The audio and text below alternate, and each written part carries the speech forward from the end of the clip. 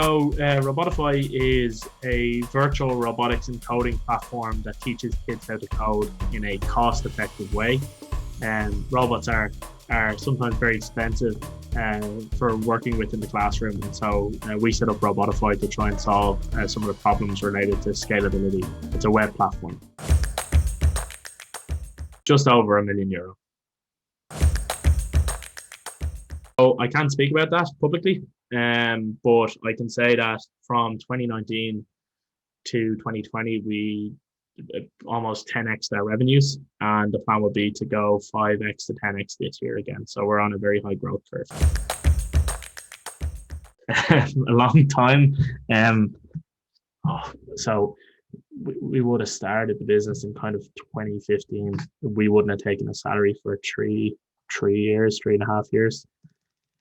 We worked very, very, very, very hard while we were young, and we had to take part-time jobs on. So when we started the company, Evan worked in a sweet shop, and I had a few like small roles, make websites for people or work part-time in a shop or whatever. So that actually happened for ages. So we were juggling university and part-time jobs, and then keeping Robotify afloat.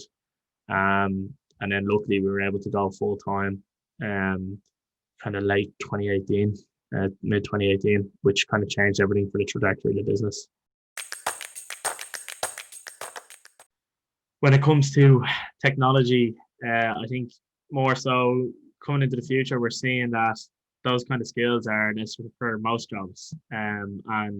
It's not just physical robotics, it's also artificial intelligence, machine learning. And so I think it's really important, certainly when we start to look at the jobs of the future, that the people understand how to access this technology.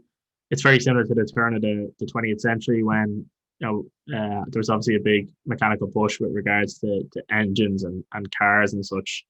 And kind of similar to that analogy, people were worried that it was going to take away their jobs, and it was going to kind of, I suppose, lead to kind of mass redundancy in society. But what we did was, what we kind of think is the trend that's going to occur, is that we'll see that these technologies don't destroy jobs, they actually create new types of jobs.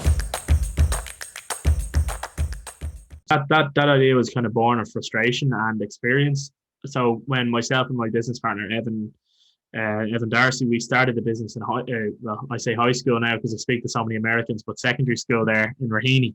And basically we used to teach kids how to code after school during the week. And what we found was that when you brought a robot into the classroom, it increased retention and attention greatly. Just the reaction to these kids who never wanted to do coding before, when they saw a robot come to life, was really, really special and so different than anything we'd done. But as we kind of matured and we got older, we realized that there was a few challenges in the industry, and those kind of three primary challenges would have been that educators love teaching coding using robots because it's very physical, but the three major challenges are cost, accessibility, and efficiency. And so, you can imagine in school, if you have, let's say, 400 students, oftentimes school budgets limit that purchasing to maybe, let's say, 30 robots, and those robots have to be shared among the entire school. So there's no real one-to-one learning, there's no homework, and there's very limited access.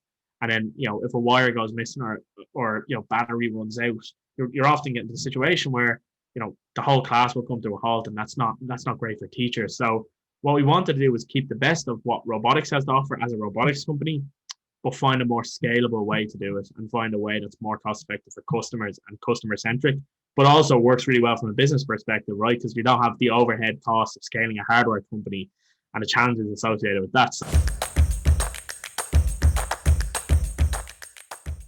I think the big thing is there is a huge difference when you're coding a robot in terms of that interest level. So what we find oftentimes is like a student that might be coding a website or might be coding a cartoon, absolutely fantastic, especially for the older ages that are more into it. But when we talk about getting kids into programming, especially students who might be more sporty traditionally, or kind of less STEM inclined, what we find with the robotics is it's a really great way to bring them out of their shell, to be able to relate these advanced and abstract concepts to real things that they understand. And I think our virtual robotic simulations because they're so in depth, like for example, we have like the Mars rover, we've got aerial drones, we've got submarines. It's that real life relation that brings that the best learning out of the students, and that kind of pedagogical loop is really interesting versus something that's just on a screen that doesn't really make much sense to these kids. So it's that real life linkage that they can make. Say, I understand what that's doing. I understand that that's moving, and oh wow, that's what my code means. So I think that's why robotics are a really interesting tool to get those kids into it. And there's also huge industry applications for as they get older as to why you'd stick with robotics, and oftentimes it just leads to that expansion of, I might go and learn how to make websites now or learn how to make deeper algorithms. And we kind of just want to support that growth from a young age through to kind of upper high school in the educational setting. It was really bad. So we actually, as a company, we went through a few different phases, and I think I'll probably be here with you all day if I spoke about each one.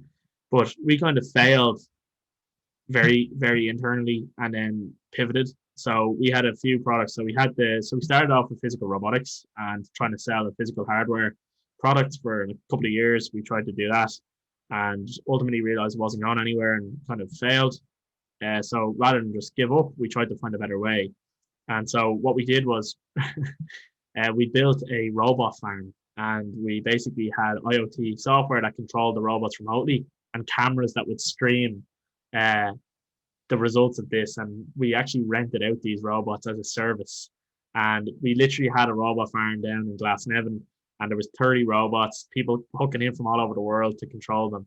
And we kind of realized it wasn't scalable. And then the first MVP of our simulation technology was so bad. It was literally a recording of the robot farm. So it was like an ambient recording of the pod without any robots in it. And then we recorded the robot moving forward, backwards, left and right, and then like tilting. So it was 2D, two-dimensional, top down, like literally we were replaying clips, and it was like literally a clip art moving across a video. And it was rough, but through that we kind of found out that like the kids respect the simulation and they get the same feeling, and that was kind of the most important thing for us. Can we replicate that same feeling that we saw in the classroom previously with real robots? Can we do that without the cost and laborious setup associated with them? So that was a huge moment for us. And then obviously we continued to develop then, like built our own fully functional in-browser 3D simulation software, which is kind of leading in the industry. And so obviously that was a necessary MVP to take. Like I'm embarrassed about it, and funny enough, that happens often. You come back to it and you think, Jesus, I can't believe I put that out there, or we put that out there. And often that's the best way to kind of develop as a company. The answer is no. I suppose if you count, so where the initial kind of idea came from. So we would have started this when we were 17. So back in fourth years of secondary school, I think everyone in the country does like a local enterprise award and like a young entrepreneur award thing. And so I started. So everyone was kind of doing something along the lines of like whether it's a tuck shop or some kind of cutting grass or whatever. And I had seen a teacher the previous year do some coding lessons, and I said, right, well, there's no reason why I couldn't do that. I like to code, I know how to code, like I taught myself. So I'm going to teach the first years in the school how to make websites. So ran a mini business and was the most successful mini business in the history of the school. I think made over €5,000 in sales, which was at the time astronomical for a Fortune mini business. And we placed second in the entrepreneur award. So I wouldn't call it a business, but certainly spectrum coding is what we called it. Was the start of why we started going into this world. So we needed to be patient to make sure we kind of got all of our house in order before we launched it. And we invested very heavily in product development, and we were very lean at the same time, but we wanted to make sure that our technology was far superior to anything else on the market. And then also I think building a team that cares and building a team that really is going to get behind the product to make sure that it has every chance of being successful. I believe that kind of the way we found our target audience was a bit, we kind of stumbled around and tried different segments, but ultimately it's always been an education product. It's always been about impacting students, and so that kind of made our journey a bit easier in terms of figuring out who that was. But I think looking back, we could have done more work in the early days around actually identifying specifically teachers as kind of someone that we need to talk to, and we spent a lot of time in the early days talking to students and working with students, when really realizing our market, sure, the students are using the software, so it has to be engaging for the students, but it has to be easy to use for the teacher and to be teacher focused, because ultimately they're the decision maker. So I suppose it was just natural in education. There's different players, but primarily you always want to be good for the students. So just going out to schools, having Zoom interviews, going to conferences with teachers and speaking with teachers, and then ultimately you build up a user base just naturally over time, and being able to talk to those users is kind of the key element of how we improve our product. I've had plenty of adults use the software to learn how to code. It's block-based programming and it uses real-life robots. So, some of the language might be a bit driven towards more children, but honestly, like when we see kids these days whizzing around on iPads and computers, and certainly I know, I've seen adults that would struggle versus some of the kids that we have on our platform. They're just little wizards when it comes to technology. I suppose it's the generation they've grown up in, and so no, it's certainly applicable to adults. Now, that said, we have a product in the pipeline directly targeted towards Industry 4.0 and industrial robotics. Due to the simulation technology, we're actually able to, we believe we'll be able to help with this new Industry 4.0 trend.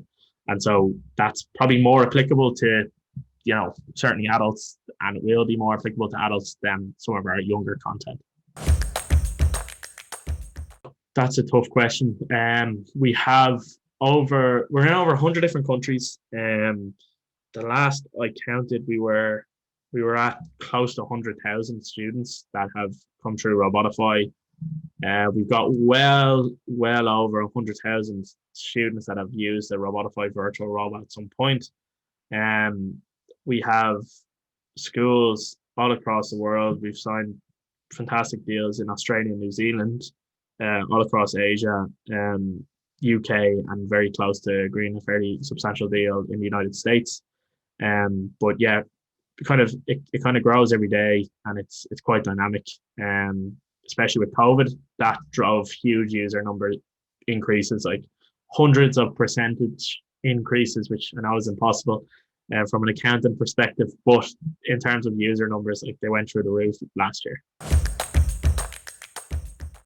It's funny because we had so one of the other kind of co-founders that got involved at a later stage of the business is our executive chairman, Andrew Murphy. And so it was kind of for many years, it was myself, Evan, and Andrew.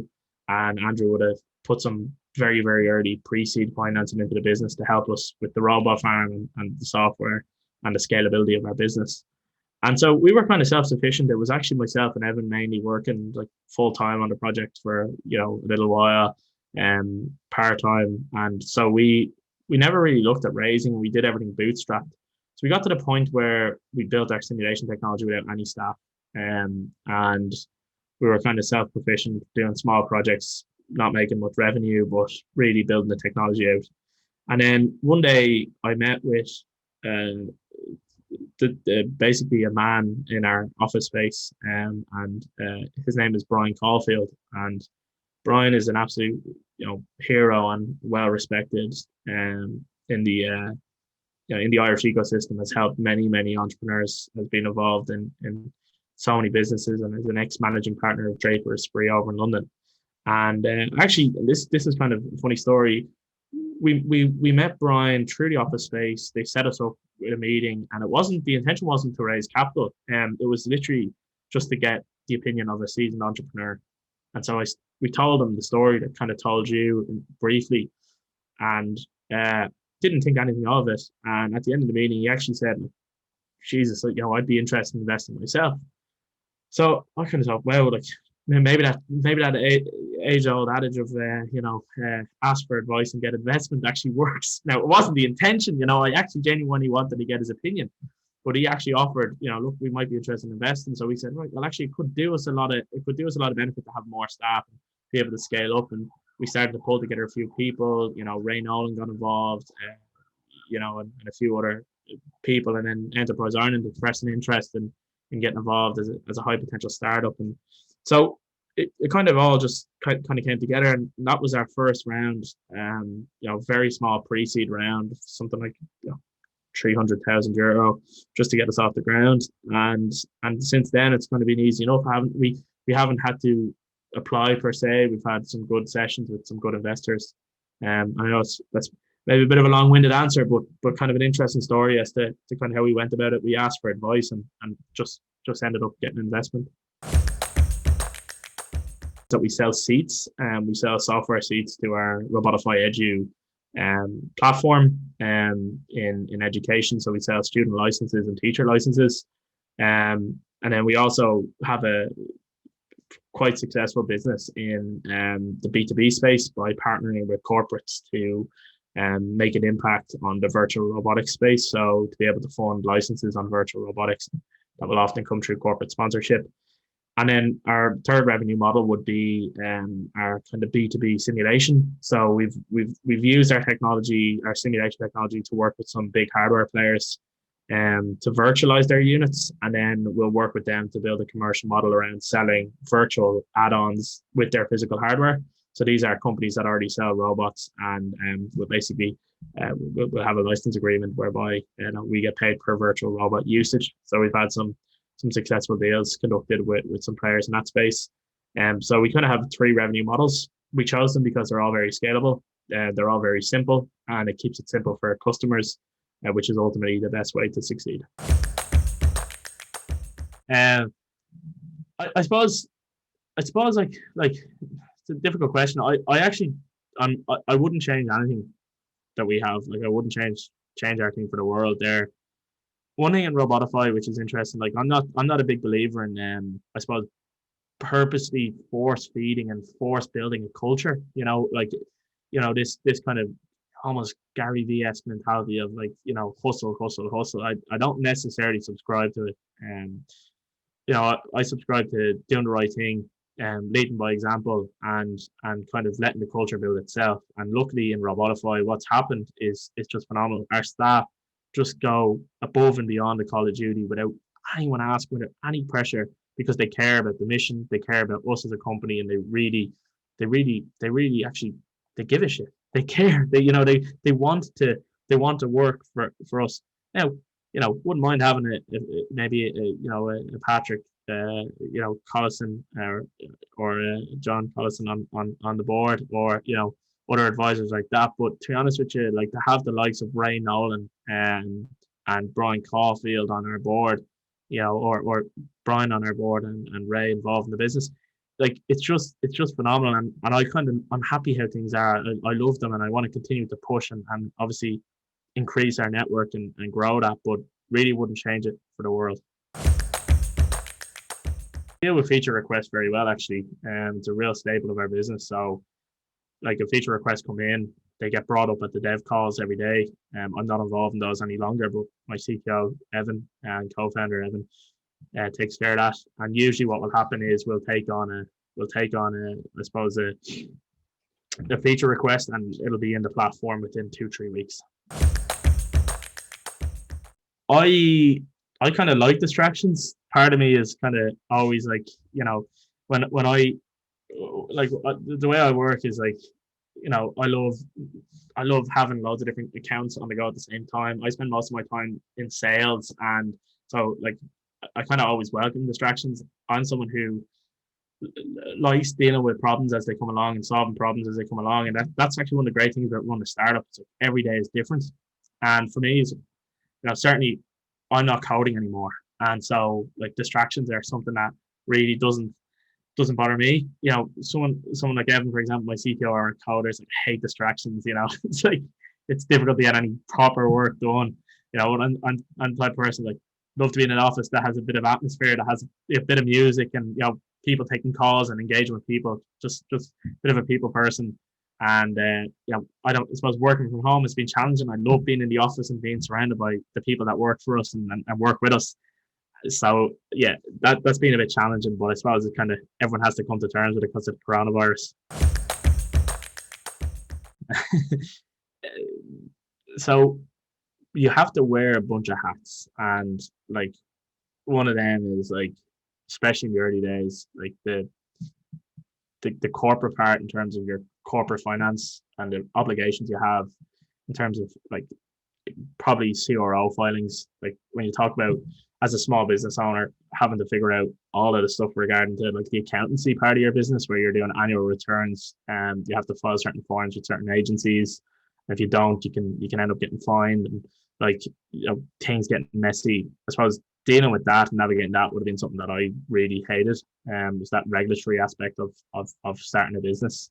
I just wanted to do. I didn't want to have to kind of deal with all the bureaucracy. So those kind of corporate financial obligations that you have as a business owner really used to grind my gears. And sometimes you'd be asking, why do I have to do that? Seems like a waste of time. And then you've got the that's what pretty main. That's probably the main one that I certainly didn't like. But then you've got all the mental challenges. You've just described my day job.